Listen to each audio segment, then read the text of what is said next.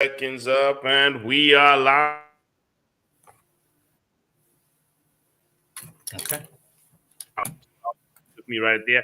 Good morning to you, Vernon. We are live. Unfortunately, sound just got the better of me right at the last minute. Good morning, and how is your Monday morning, Vernon? Monday is fantastic, and of course, we hope to make handsome profits, just as we handsomely, of course, look like this one. How are you today? There's an old song, Vernon, I remember by a group called the Mamas and the Papas. And Mm-hmm. it went Monday, Monday, can't trust that day. Monday, Monday, sometimes oh my goodness, Vernon, you just went straight into the dark. Sometimes it just turns out that way.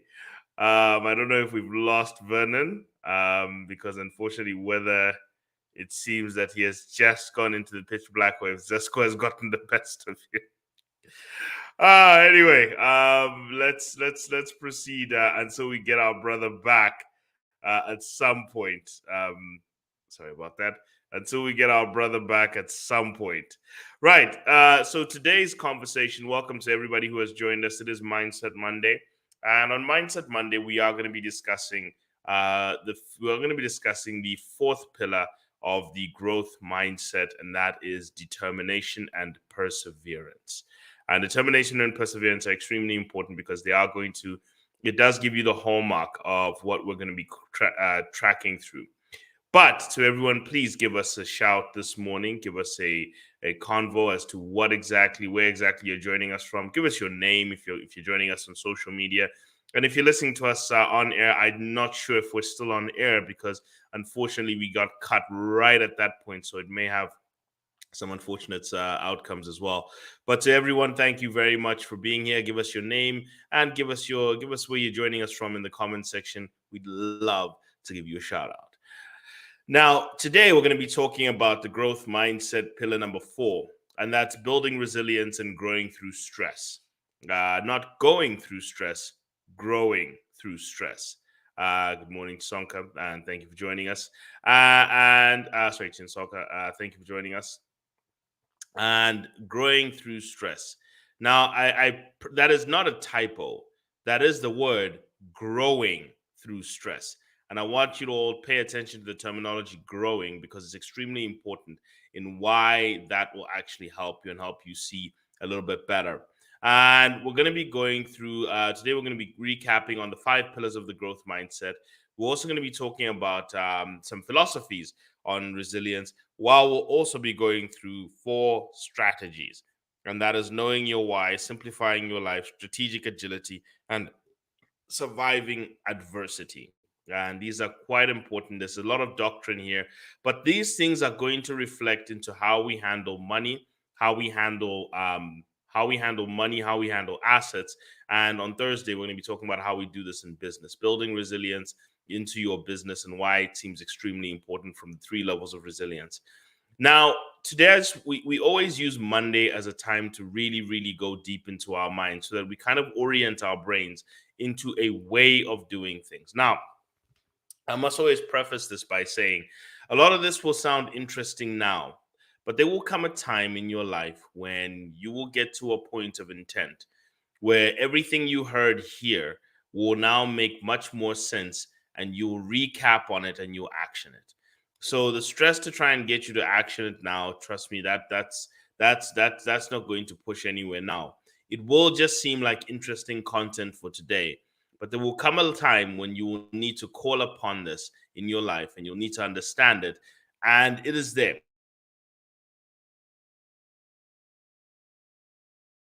Sorry about that. We're just having a little bit of a sound hiccup there, but it'll be something that you're able to call upon later in your life that you can refer to, that you can utilize, whether in your financial journey, your business journey, or even your asset and wealth journey. And that's the purpose of all of this. But these are ideologies that help you apply certain techniques and tools. So, as I said, good morning to all of you. And this is the topic show line that we're going to be using today. So, just a quick recap on the 5 pillars of growth.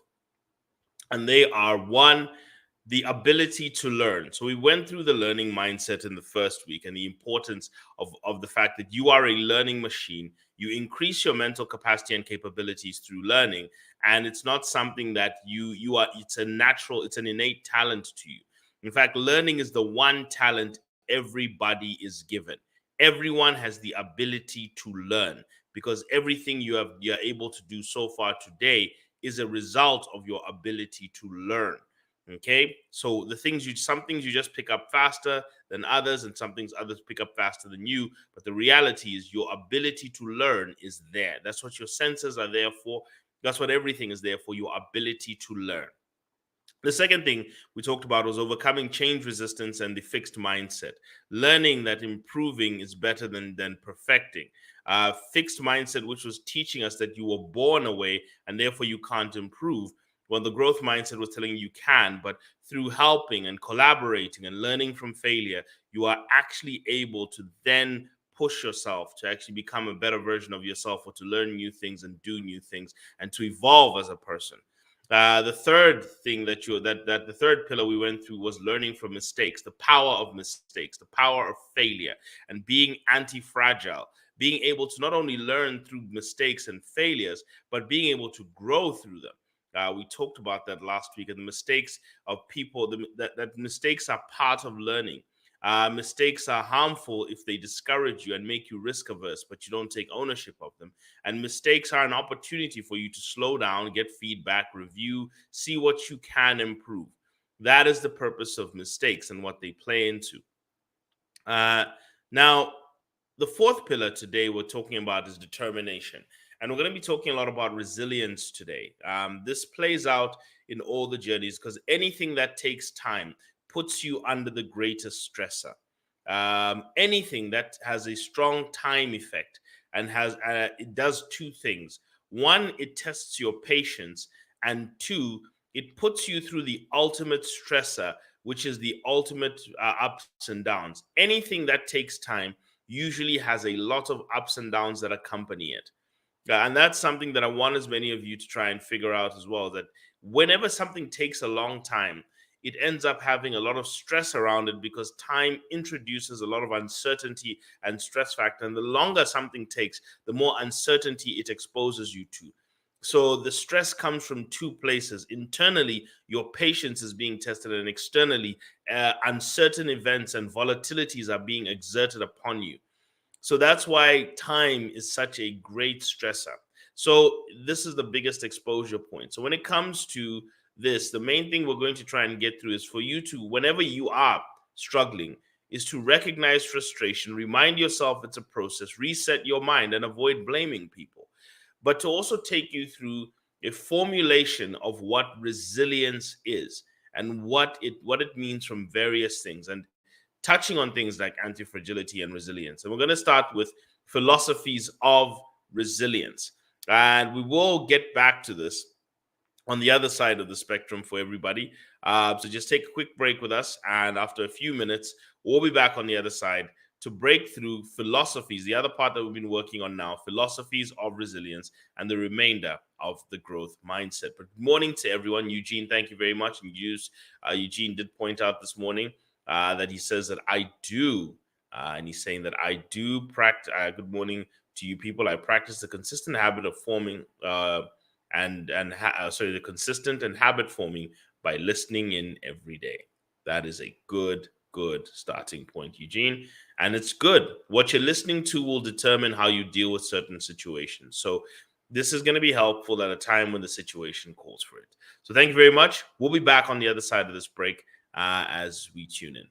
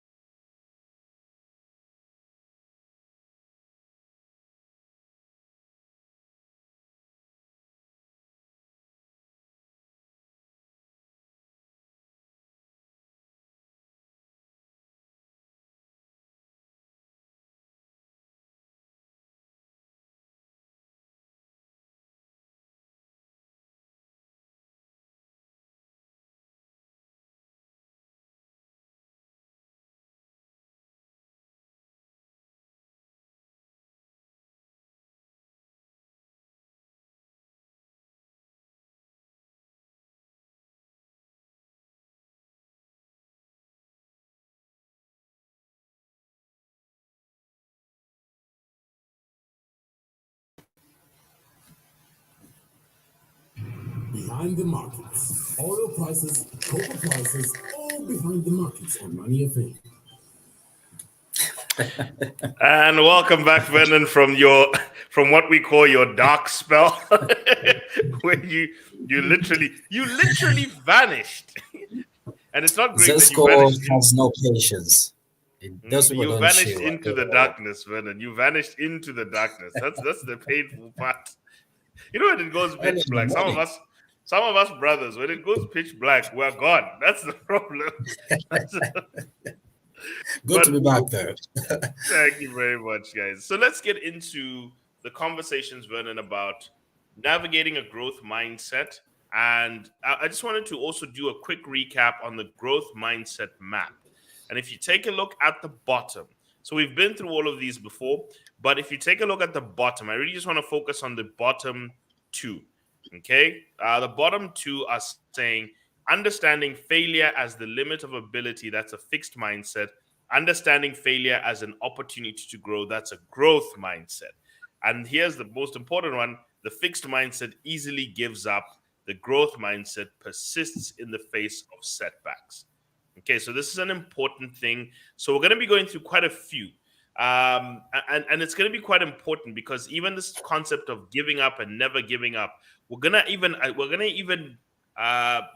at the on the flip side of it, when to give up, maybe how to give up in certain cases and still have a growth mindset, and why it's important even sometimes to accept that you have to give up on certain things in certain ways. We'll get to that. But here's some basic philosophies on resilience. Now, obviously, we just grabbed a few books to try and help people out here. But these are things that you go and read. Grit, effectively, the grit formula, the things that make people absolutely determined. And if you look through, this was a study of thousands of people of high success by Angela Duckworth, where she looked at grittiness. And if you looked at it, she said, look, first things first is effort is more important than talent. And she actually said it, and she put it this way: talent times effort equals skill, and skill times effort equals achievement. So the truth is, if you actually put the formula together, for those of us who love math, achievement equals talent times effort squared. So what she's trying to say is that effort is actually very important compared to talent. Okay, even if you use the plus there, it would still be two times. So effort is at least two times more important. Your talent is important, but effort is twice as important. So what she's trying to say is, now what drives that effort? What gives a person the ability to exert an effort in such a way? And she found that grit. And grit is when a person has direction and determination. Right? So they're moving in a direction, but they're also energized to go in that, in like they're also fully forced and energized. And she puts it into four components that develop a person's grit and develop a person's determination to be able to withstand so many things, to get better, to come out stronger, to be the best, or to at least push themselves towards a goal that has so much obstacles in it. The first one she says is passion and interest. Now I know we've touched on a book that talks about never following your passion before, but I think what even Cal Newport conceded to is, he said interest helps. Okay, being interested in something helps. Okay, because it gets you through that learning curve. So having an interest in something helps you learn. Now, especially if you can just get through the first couple of months, okay, of it until you become proficient at it. The thing is that people use interest as something that they've been doing for 10 years. The question is, do you have an interest in it to investigate it, to learn more about it, to continuously obsess about it? That's what drives people. Okay, the reason why Kobe Bryant could wake up in the morning and practice while everyone was partying was because he was obsessed with winning. Okay, it was an interest of his. It captured his mind, and to the point where nothing else can capture your mind. You're hard to distract. So she did say it's a little discovery, it's a lot of development, and a lifetime commitment to deepening yourself. This is how a passion is built. Okay, so a lot of people say some people are born greedy, some are not. No, there's a lot. There's decisions to make. So you can go and discover something about yourself, develop it, and then spend your lifetime going deeper and deeper into it. Okay, so those are things you need to do. So if you've been in your profession, Vernon, and you were interested at the beginning, but you've never developed yourself in it, and you don't know, you're not going deeper into the profession. Of course, you're not going to be passionate. Okay, because the problem is you want the profession to feed you with passion, but what she's trying to say is actually your actions develop passion in the profession that you're in, and that is by developing yourself and going deeper into it. The second thing she's talked about is practice or deliberate improvement, as Andres Ericsson, and she actually sat with him, the guy who created the 10,000 hour rule. And Andres Ericsson used to say, it's not just 10,000 hours of doing something, it's 10,000 hours of deliberately improving at something. Okay. So he asked Angela Duckworth, and she said, look, but Andres, I've been running for a long time. I'm not a professional runner. I've been running for many years. And he said, okay, so when you're running, do you have a goal? Like do you have a clock and do you say, okay, this time I ran in 1 minute. So maybe can I do it in 59 seconds? Do you do that? She says, no, I just run around. I just run around the block. She's like, okay, when you're running, are you what do you do? She's like, no, I listen to podcasts to distract my mind. Okay, so you're not in a state of focus. Okay, so when you're running, do you have a clock or a watch or a mechanism or a tracker or something? She's like, no, I just run. And you constantly go through this process. Like sometimes I miss. And he says the reason why you're not a professional or an elite runner is because you don't do the four things that are required in deliberate practice. A person who practices deliberately always has a stretch goal. If you're reading, perhaps maybe you're reading 5 pages in 30 minutes, maybe now you're saying, okay, maybe I want to read 6 pages in 30 minutes. Or maybe there's a stretch goal here. Maybe this year or this month, instead I want to read 4 books, whatever it is. Okay. So there's always a stretch. There's always a way you're stretching yourself, okay, beyond where you were last time. And he says there's a level of intensity and focus. You're not listening to things to distract yourself. You're actually in the zone. Or you can be if you're listening to music, but you're in the zone. You're not listening to a podcast or a TV show while trying to work out. You're not gonna focus on it. But if you're listening to music that gets you hype and you're in the middle of trying to lift something, sure, that's a different story. So what frame of mind are you in when you're practicing and you're improving? Are there tools for immediate feedback that tell you how to improve or how much you've improved by or what you're doing by? And are you repeating, reflecting, and refining? Now, Andres Ericsson had studied professionals and experts, thousands of them. And he's actually the base that Malcolm Gladwell used his outlier theory of 10,000 hours on. Okay, so it's based on Andres Ericsson's work, but he says it's not just 10,000 hours of being in a profession, it's 10,000 hours of deliberate practice of going from strength to strength, where you are actually actively improving yourself. Okay, the second thing, the final thing, she said purpose. People who feel like they have a purposeful impact on society. And so she gave 3 prescriptions that you can do because these are things you can do to develop your grit. One is to look at what current positive contribution you are making to society with your job. So she gave the example of a bricklayer. And she said, if you are a bricklayer and if you are comfortable, if you're a bricklayer, you could say, somebody asked you, what are you doing? I'm laying bricks. And another one, and let's say you're laying bricks at a church building. And one says, I'm laying bricks. The other one says, I'm building a building. The other one says, I'm constructing the house of God. So when trouble strikes, who do you think is going to be able to push through it? The one who believes they're on a godly mission. Okay?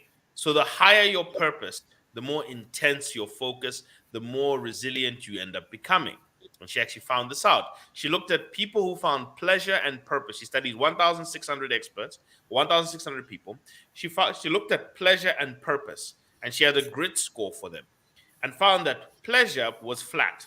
People with different grit had the same level of pleasure, okay, of their work, but purpose was one that moved directly with it. So the more purpose a person had with their work, the more determination they approached it with. So passion and practice gives you direction. Purpose and perception gives you determination.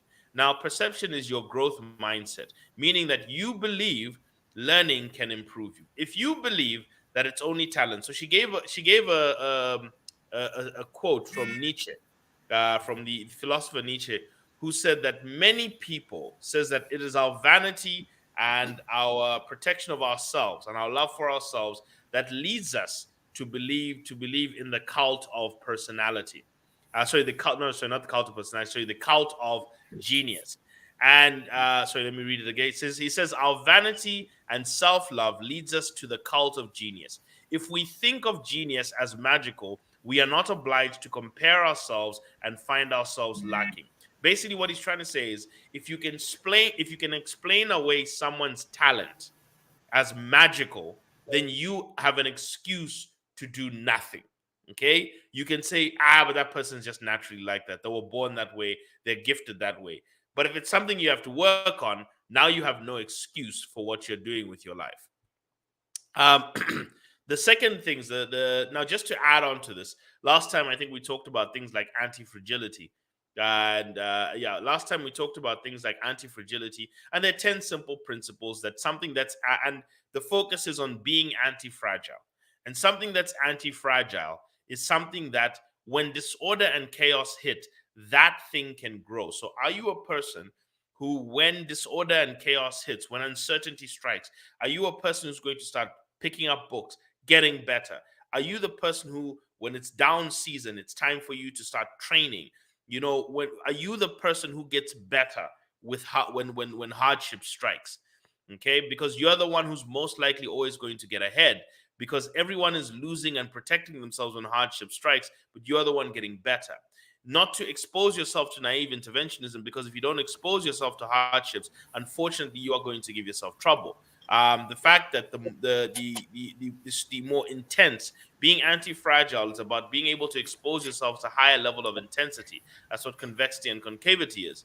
That you have to give yourself optionality in your system. So I'm saying this because, Vernon, and these are things that we talked about last week, and we're not going to go too strong into them. But the reason I'm bringing this up is I think that the best form of resilience comes in structural anti-fragility of yourself. Okay?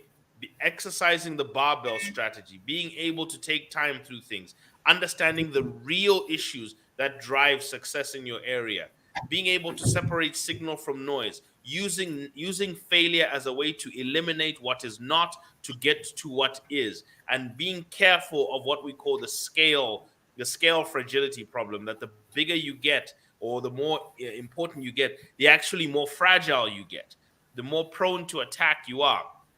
That if you look at this, and a simple example of this is Vernon, Zambia doesn't have much in terms of terrorist threats. We're a small country. But America, because it's a big country and it's number one in the world, it has issues with terrorism. Okay? Because the bigger you get, the more of a target you become. Okay? The more complicated your life becomes.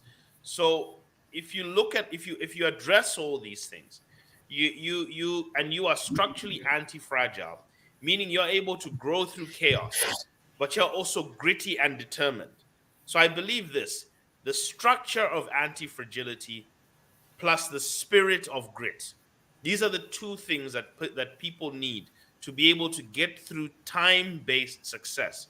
So, in other words, things like investing, things like professional dominance, things like entrepreneurship, things like asset building, getting yourself in order financially and building a good wealth estate. These are time-stressing activities. Every time you sit down there, people will tell you these things take 20 years. Getting to the top of your field takes like 20 years. Building a wealth portfolio takes like 20 years. Getting your finances to a wonderful estate or becoming a millionaire takes about 28 years.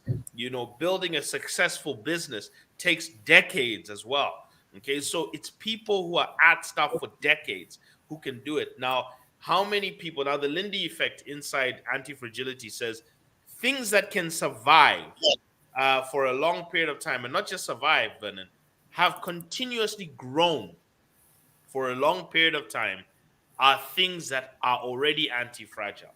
If something, Vernon, is better than it was it's continuously getting better for a period of 20 years, something about it is anti-fragile. So if there's an internal spirit of grit and determination with an external structure of anti-fragility, I think we meet at this point where a person can get better through adversity. And what happens is most adversity makes everyone else quit, but you will continue to persist. So just two other books that might be able to help people. It's 13 Things Mentally Strong People Do by Amy Morin. One, they don't feel the world owes them a favor, so they don't feel sorry for themselves, and they don't resent under other people's success. So entitlement mindset. That's what number one is. Boma. Mm, The absolutely. government will look into this. That's the main mindset. That the government will look into this mentality. So already that tells us Zambians were practicing mental weakness. Whenever everyone says the government must look into this, you are practicing mental weakness because you're under the assumption that the world owes you something, or the government owes you something, or everyone owes you something. And I know we'll keep saying no, but they were not holding our politicians to standard. Yeah, but you also need to hold yourself. The problem I have with most of us in our society is we always talk a big game about holding our politicians to account, but you can't hold yourself. I don't generally read comments a lot, Vernon. But okay, but there was a conversation. I think two people were having. I think it was due to the minister and the Bank of Zambia governor. And they were having a conversation, and then somebody said, "Things are no. It wasn't that. I think there was a clip of the minister who was talking about how they're trying to get an agreement while they're in Washington, and someone says, "No, things are bad. We're not making money." And somebody responded to them and said, "You, how have you failed to make money since 1964? It's not their fault. It Mm, can't be their fault." Now, I'm not saying that the government doesn't have a role to play, but I think it was good to now bring back to life. But you yourself, okay, mhm, you can't keep saying we can't make money, we can't make money, but other people are. How are you? You can't say it's them. You are also just not doing anything well. So you want to be mentally strong, you also have to remember that you cannot rely on anyone else. Okay. So that is the thing. They don't they interact with people and care for them, but they do not rely on them. And that's what you have to be careful of. The second thing that mentally strong people do is they don't focus on things they cannot control. And therefore, they don't dwell on the past. They don't allow people's opinions to distract them. And they don't worry about pleasing people. Because, Vernon, those are things you can't control. People and the past. These are two things you cannot control. Okay? People's opinions, people's happy pleasure with you, and the past. These are three things that consume people's lives, okay, and destroy and wreck them. And when you're talking about other people, but then we're even talking about your parents, your partner, your children, anyone, okay, that if their opinions of you, I'm not saying that you shouldn't care what your partner thinks. What I'm saying is that if their opinions of you is constantly what is driving your life and attention, unfortunately, then you're likely to crumble. So the final thing that they don't do is they don't make the same mistake over and over. In other words, they don't shy away from change. They don't fear take they don't fear taking calculated risks. They expect immediate results. They don't expect immediate results. They don't give up after the first trial, and they don't fear time alone. So mental strength, because most of the resilience, most of giving up starts here.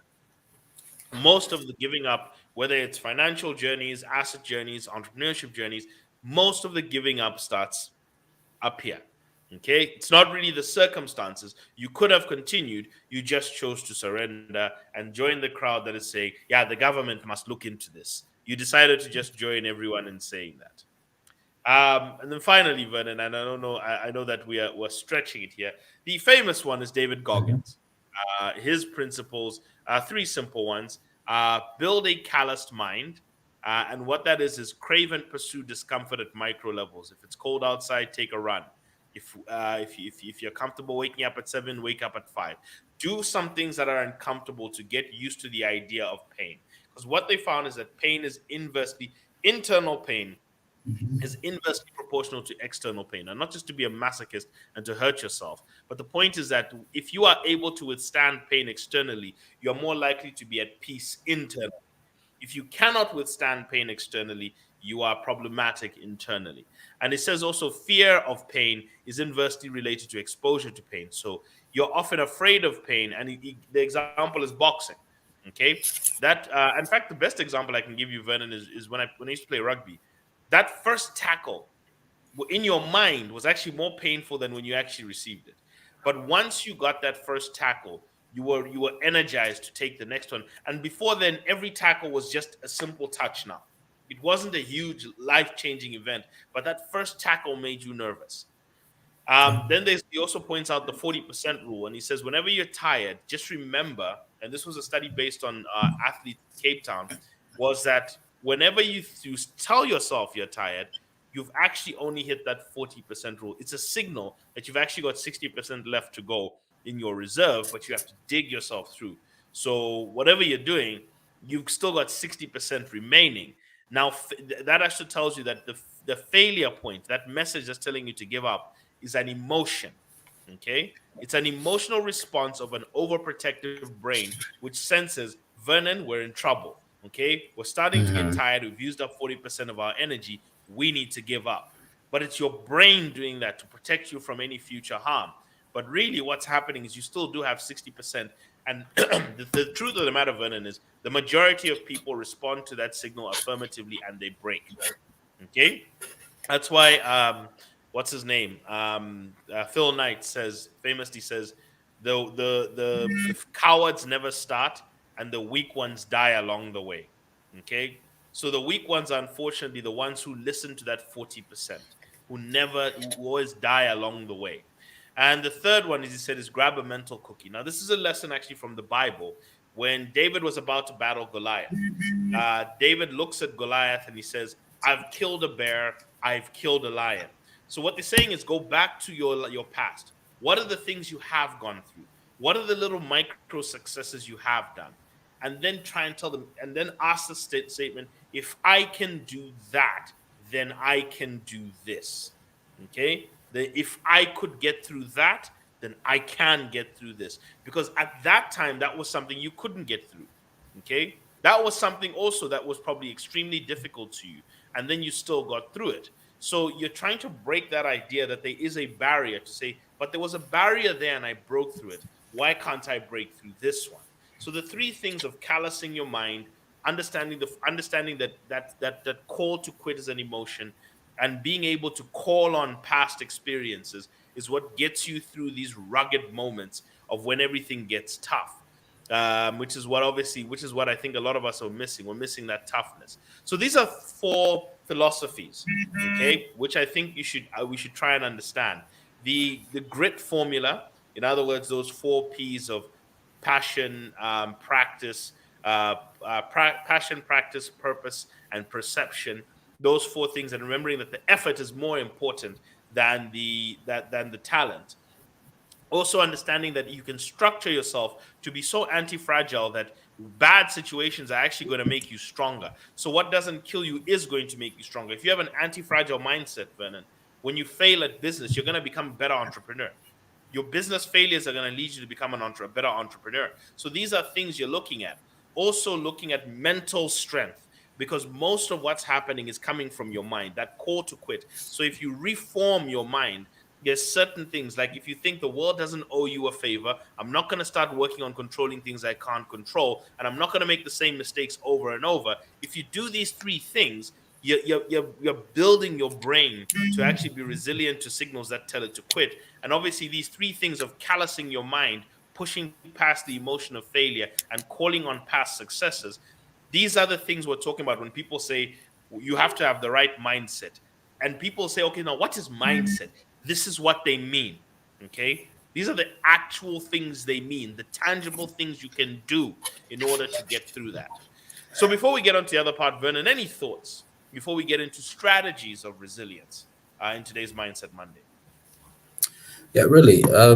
It's those general stuff that we feel very confident, and just to appreciate the energy and just the thought of getting into entrepreneurship and just business in general. I think a lot of people do have that sense or that a pregnancy of potential to get into entrepreneurship, but how to go about it really becomes a challenge, and this is why we find ourselves getting a loan and pushing it into a business that you have literally no idea about. And as you're getting into this risk already, you know that it is not stable, it is not sustainable, and your strategy, even the environment, is not even conducive for one to get into. But of course, with time, understanding that also your body, like of course, Mutual just for mentioning, that of course, this plays, vital roles on how you react and also how you counter react to these particular situations. In a case scenario, you actually do make or incur some losses.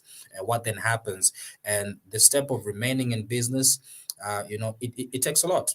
So if you're really, that type of try and error kind of a person, you're likely not to sustain or stay longer in the business world, because then it's like you're just trying and waiting to fail. So the moment it happens, you're like, oh, well, I thought so. And you quickly quit out of the business. I get So what you mean. Yeah. really building your strength around it and getting your way. I mean, there's always going to be a loss. There's always going to be a mistake somewhere. There's always going to be a time where you feel like it's a drawback in almost everything you do. But setting yourself, always on track and learning how you can manage yourself and how you can manage the business will be key. I was also reading something, uh, a book that is called Zero to One, talking about this aspect of competitiveness in business. It's okay, as always people have said, it's okay to get into a business where there's competition, but sometimes competition is not necessary if you have something nicer, something more captivating to offer. And this is the stress, of course, you're just from mentioning, saying you have this stress of quitting, because every time you're finding yourselves in a situation where you keep lowering your prices so you can beat the next person, trying to lower more customers to buy from you. And in the long run, you're actually pushing yourselves out of business, because people always want and demand for something lower, of whatever product or service you're offering. And that, of course, is constantly creating stress in your mind, and trying to think on how best you can serve them, how best you can have more clients come and buy from you, and how you're going to be making more sales than the next person. And on top of that, you've got the stress of paying the people who are working with you, your employees, and you have bills, of course, waiting for you, and possibly you have some loans also that you have to attend to, and all of these things now crumbling all on you. And this is why it's important, it is very essential that you take time and understand how your body works, and some of these notions and habits we have of try and error, do what everyone else says is trending. I was also listening to some business ideas, recently, and people are saying, well, I think I have a connection there where actually I can buy things at a cheaper price. And then I'm looking at the whole idea.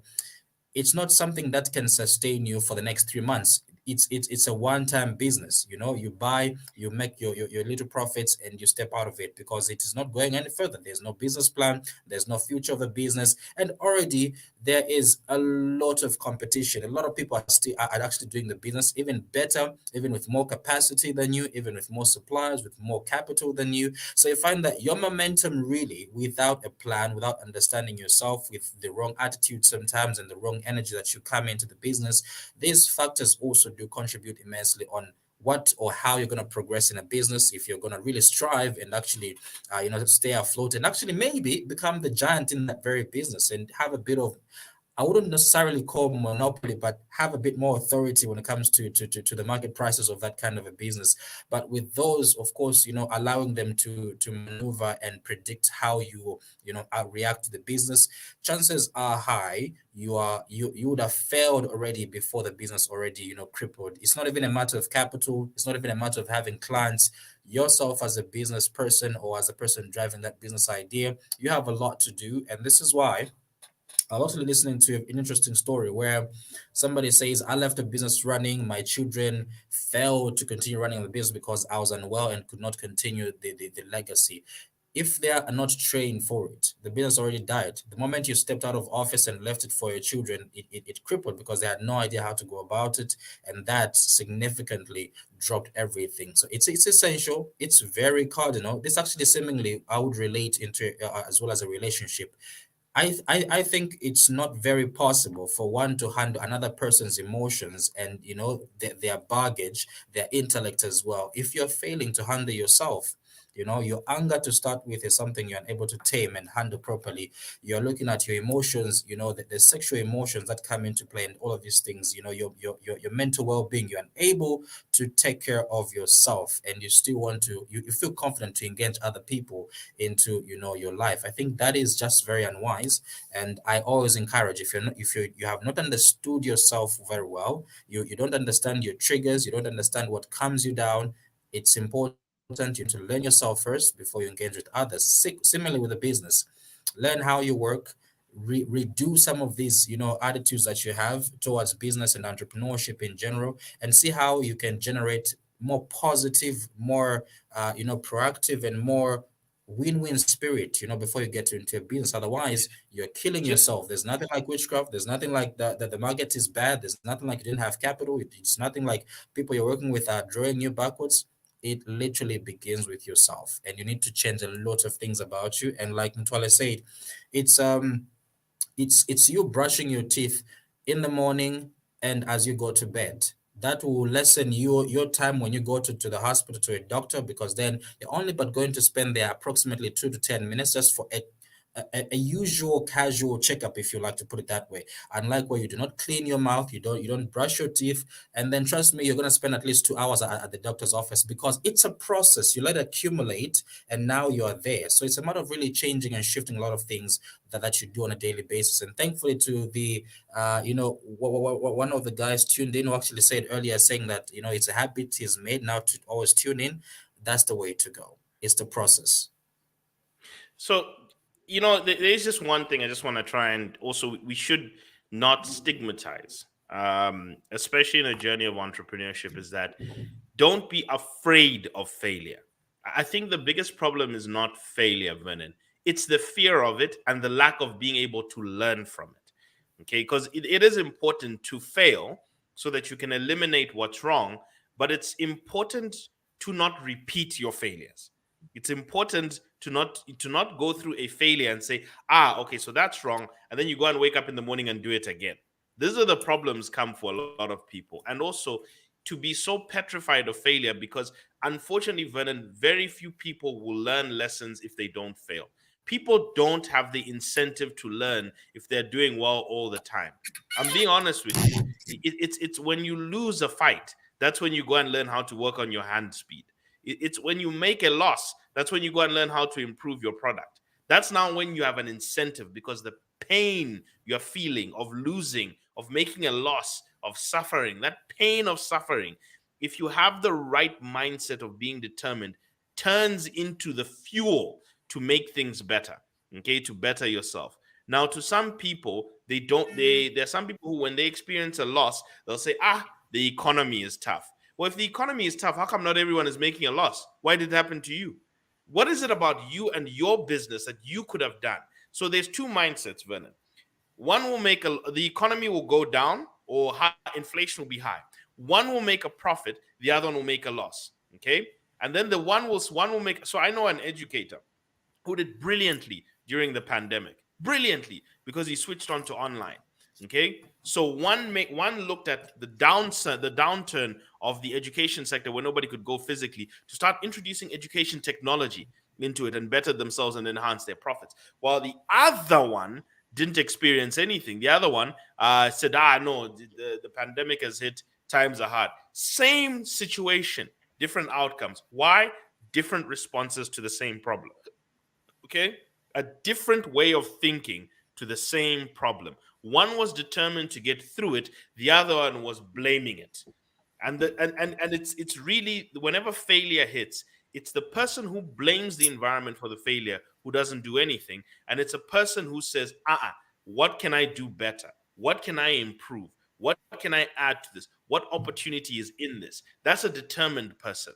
So you can see it. But yes, when you're talking about why people are going through something, and then we're going to talk about strategies for building resilience now. Okay, in this next part, we're going to talk about the four key strategies to building resilience that help people getting there. So on the other side here, so here are the like I said, the four main strategies of resilience. The first one is, why is more important than how. This is usually the biggest problem. Everybody tries to figure out how to do something, but they don't figure out why they're doing something. So I'm going to give you two important quotes. One by the Apostle Paul in the Bible, who says, I consider that our present suffering is not worth comparing with the glory that will be revealed to us. So what Paul is trying to say in the Bible, and something I say all the time, is that if the glory, you cannot defeat an emotion, Vernon, the emotion of fear, you cannot defeat it with a logic. You have to have a greater emotion of you're looking towards something, aspiration. Aspiration and hope are more powerful emotions than fear. So if you have something you're aspiring to, or you are hopeful that you're going to get through, that gets you above the fear. It overpowers the fear and overrides it. Most people who are too afraid to do something, Vernon, there's nothing on the other side that is aspirational, emotionally appealing. It's something they envy, cool, but it's not something they aspire to, which really triggers the inside of them. Nietzsche says this. Friedrich Nietzsche, who's the old German philosopher, says, he who has a why to live can bear almost anyhow. Okay. So I want to tell you, I want to show you the importance of it. Is Viktor Frankl, who wrote the book Man's Search for Meaning. He was being interviewed later on, and here's what he said. Now remember, the story of Viktor Frankl is that he was a psychiatrist, but when World War II broke out, they rounded up all the Jews, and he was one of them who was put in Auschwitz, the death camp. Okay, the concentration camps, and he survived it. And he was writing a manuscript about logotherapy, which is finding meaning in life. And here's what Viktor Frankl actually was talking about when he talked about how people survived in the concentration camps. Wish me to put it that way, the lesson I had to learn in Auschwitz was that those prisoners, those inmates, were most likely to survive, those who had a meaning orientation toward the future, toward a work to complete in the future, toward a person waiting for them at home. Those people who had a strong meaning orientation were most likely to survive, and I believe that something parallel even holds for mankind as a whole. So he was trying to say that it was the people who had something waiting for them on the other side of this traumatic experience or the struggle. They're the ones who survived the concentration camps. You got to think about a death camp, people. They call those things death camps for a reason, because Hitler wiped out 6 out of every 7 Jews.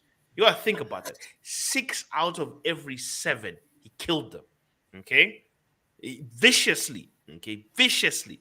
People would just get shot, thrown, whatever. It was vicious. It was brutal. They were starved. There were all sorts of things. So the ability to get through that was mostly driven by someone's desire to see something stronger on the other side. Now, Viktor Frankl goes a bit further in his book, Man's Search for Meaning. He gives you 3 wells of meaning. One is a task to be fulfilled, a rare piece of valuable, unique work that requires your specific experiences, knowledge, and skills. And if you die, it dies with you. The fear of that thing dying with you drives you. So there's positive fear, Vernon. The fear, like somebody, I get told sometimes, I get told by people sometimes, remember, write a book. Okay. And I've always said this. I've said, a book is supposed to be for the final part of my life. Okay, when I'm 50 or something, that's when I can write my things into a book. And one friend actually now spoke to me and said, but how sure are you're going to make it there? Okay, because what if you die? That means your whole life's work goes into the grave with you. You haven't left any way for it to continue. And therefore, I understood, I looked at a book differently. I looked at a book as a signal that you've gotten to a position, but I also realized that a book is a preservation of your work. That if anything ever happens to you, the world can build on it. Whoever can pick it up can continue and build on it. Then I started to understand it a little bit differently. So now I've actually taken that process a little bit more seriously, and it's part of one of the projects I'm working on now. I'm trying to put my thoughts together into manuscripts, that one day at a time, but at least collecting them there. So that is something that drives people. The other thing is loving selflessly. Who are the people, Vernon, that you want to see uplifted?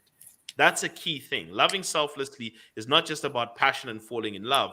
It's actually about having people that you want to see uplifted. So often there is something you want to see in people. You want to see people reach their full potential, and there's a group of people who you are willing to get through whatever because it's really about them, and you want to try and lift them up. And then the other thing is suffering bravely, the ability to look at your pain and suffering objectively and ask, how might this be of value to others? How does your pain and suffering, how does your suffering strengthen your beliefs, your values, and ideas in a way that inspires others? These are the three groups of people. These are the three sources of strength that people get when they're either running a marathon, when they're doing work, when they're building companies, when they're saving and investing. These are the strengths that people call on. Okay, when everybody else surrenders, gives up, and says, I'm just going to go and continue borrowing my life, I'm going to quit this business, just forget about it. When people are calling on inner strength, these are the three wells he was talking about that feed that point of that inner strength. It's the meaning to life that will drive a person and will actually improve their capabilities. The second, and I've said this before for anybody who follows any of the work I do, that your meaning to life is in three areas: your legend, your legacy, and your lineage. Your legend being your life's purpose, your dreams and aspirations. Legacy, the things you want to leave behind that people can build on or benefit from. And lineage, the moral and competent people who you can work with to continue your work and continue your name. And if you break it down, there's five forms of purpose here: inspiration, living a life that's an inspiration; building social connections; maturation, which is getting to a point where your character builds; inner connection, which is worship in some form; and social contribution or mission oriented contribution. If you can break these things down, that is a life worth lived. Okay, these are driving forces where others may give up. That is a life worth lived. That's what made Rocky keep coming up against Apollo Creed. That's what makes people keep fighting. That's why I'm always going to have to go back to this, but that's why in 2012, when a group of tiny Zambians were playing against a group of giant Ivorians, it was the fact that they were playing for the 12, for the 20 odd men who died decades before. They were honoring the spirit of those men on that field, while they were just while the opponents were just playing a football game. It meant something more to that Zambian team to be on the ground where that team died than it did to their opponents. It meant something more, and because it meant something more, they fought even harder. And that's what led to that level of success right there. So let's hold on to this. On the other side, Vernon, we're going to go through the other three remaining strategies of building resilience. So we have broken the important one of why. Let's come back to the others on the other side.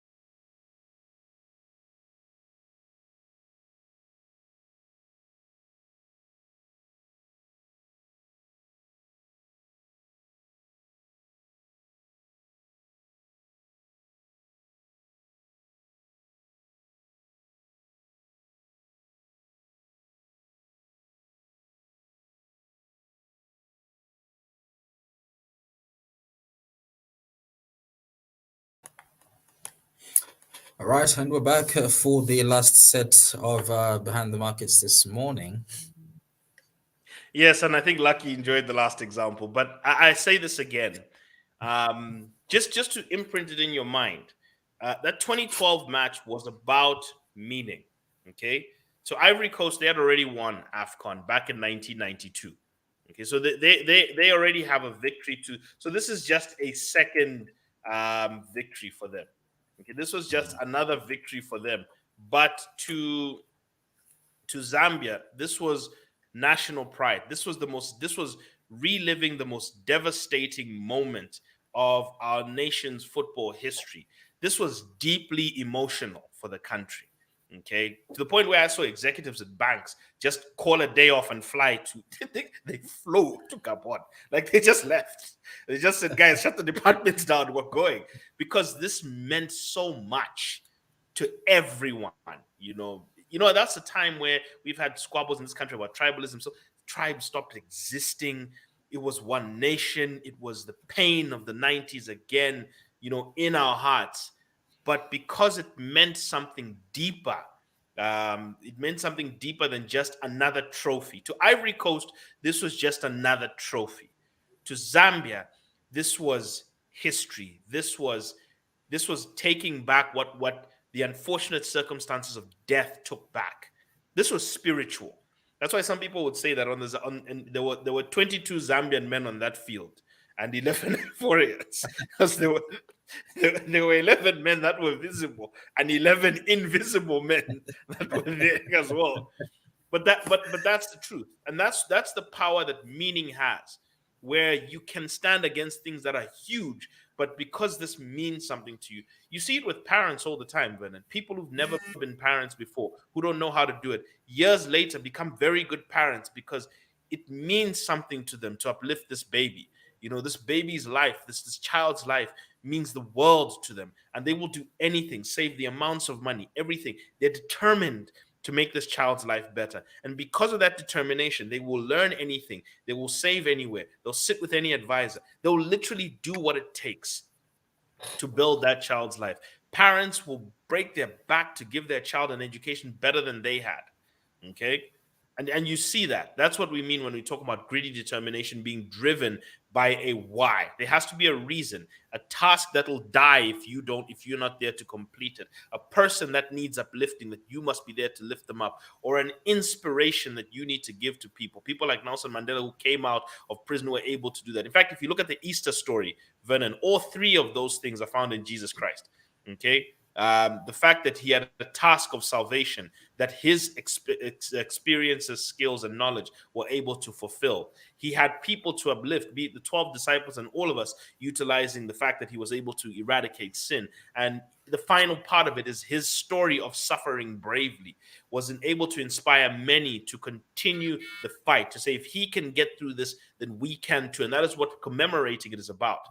So these are the three things that kind of add meaning to life.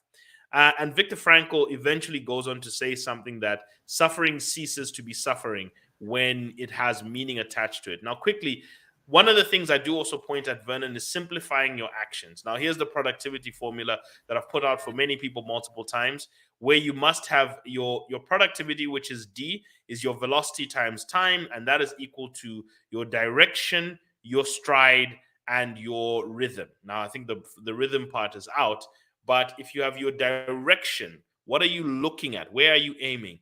Your skill that you are harnessing and deliberately practicing every day, and the mental state you are in of focus. And if you apply that consistently, NNT, time is just about consistency over a period. If you apply a direction, an improvement, and a mental focus consistently for a period, you will make progress in anything that you're doing, whether it's sound engineering, whether it's speaking, whether it's script writing, whether it's basketball, whether it's football, and whatever it is, man.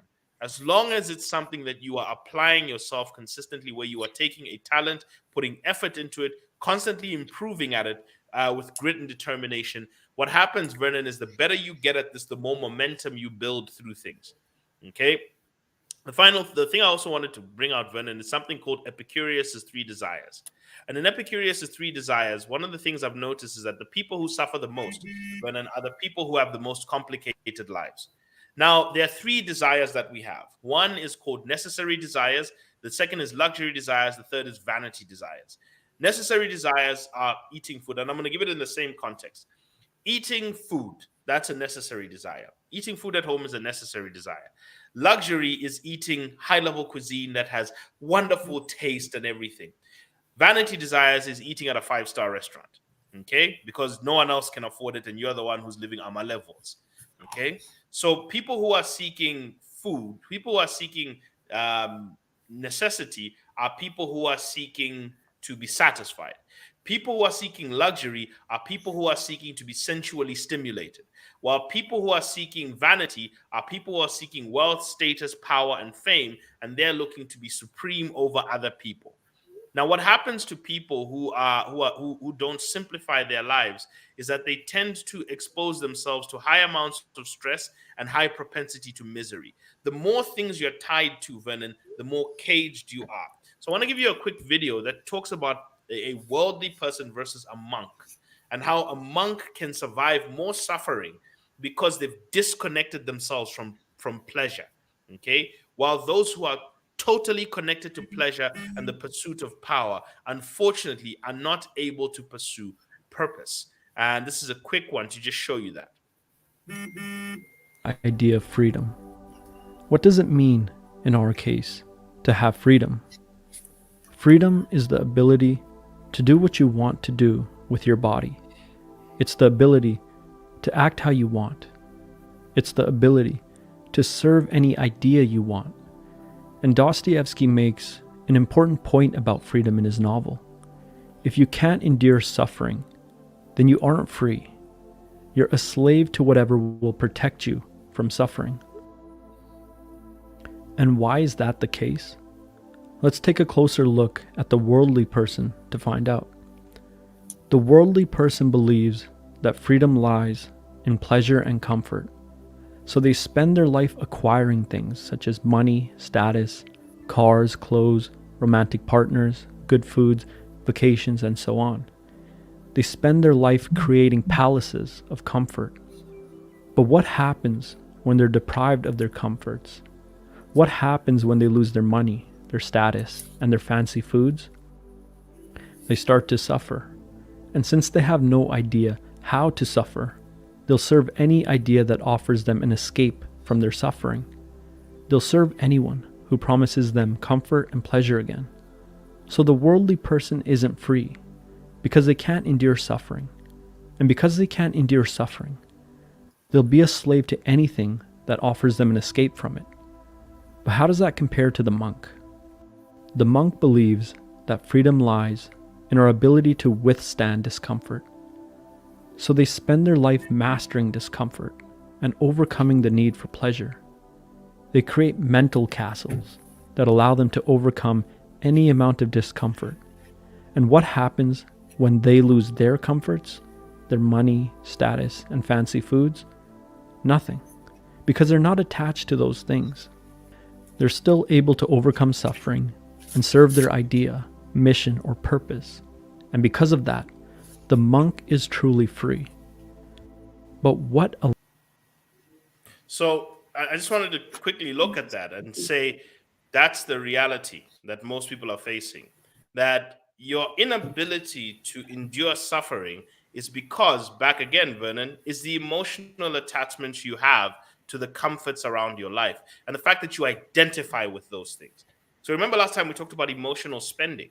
You can't take a journey of saving and investing for a better future because you are attached to things emotionally. So this is the problem that a lot of people face.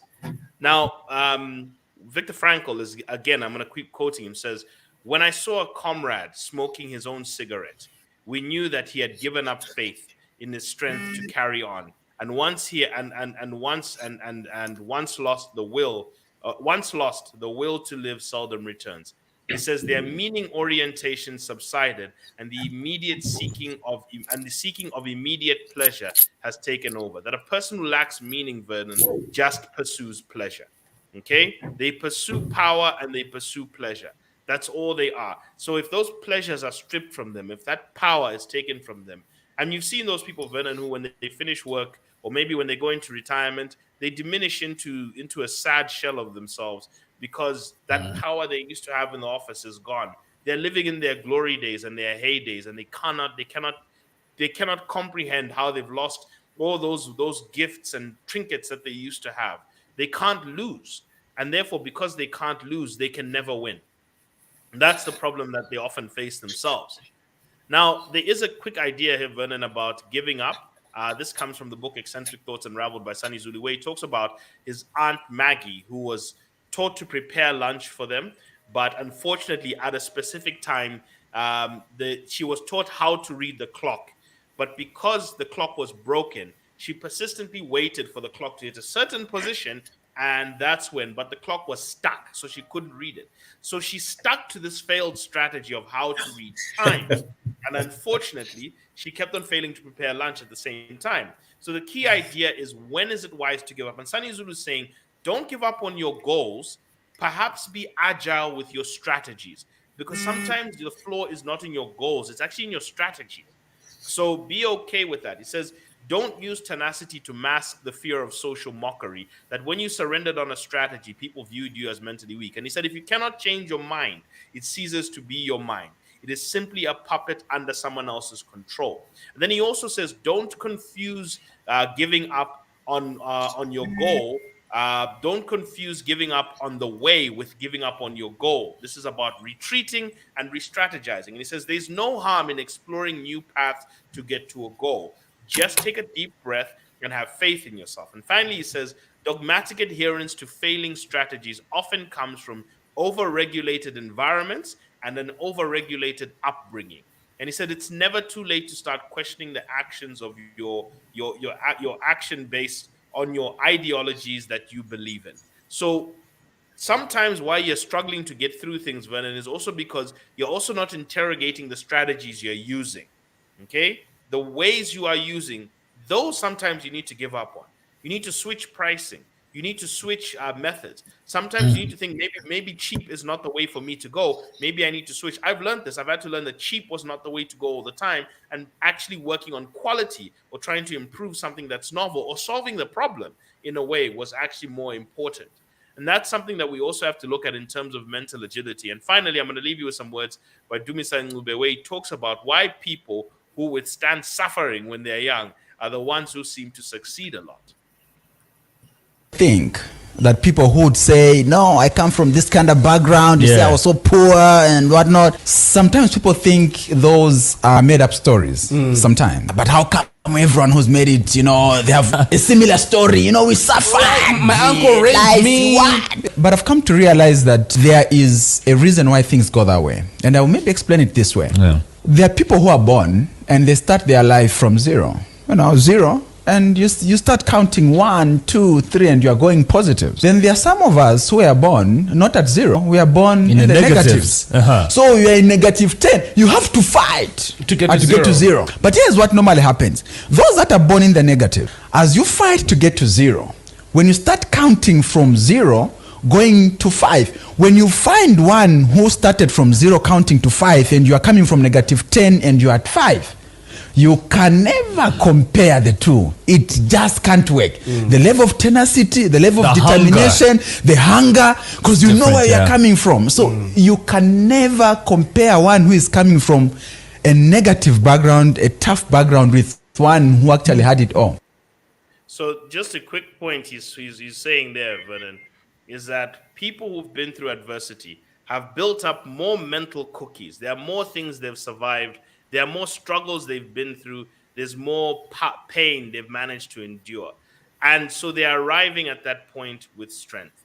So sorry, as I said, final quote, everything can be taken from a man but one thing, the last of the human freedoms, the choice on one's attitude given any circumstance and to choose their own way. And finally, Viktor Frankl says this, in some ways, suffering ceases to be suffering at the moment it finds meaning. So the best thing is find meaning, find a way, build grit and determination, become anti-fragile. And we're going to break all of these things down, Vernon, when we're going into entrepreneurship, we're going into savings and investing, and we're going to go into your financial structuring journey. So expect all of this to come back constantly in each of those components this week. I know we went a bit deep on that one, Vernon, but thank you very much to everyone. And thank you, my brother, for being with me today.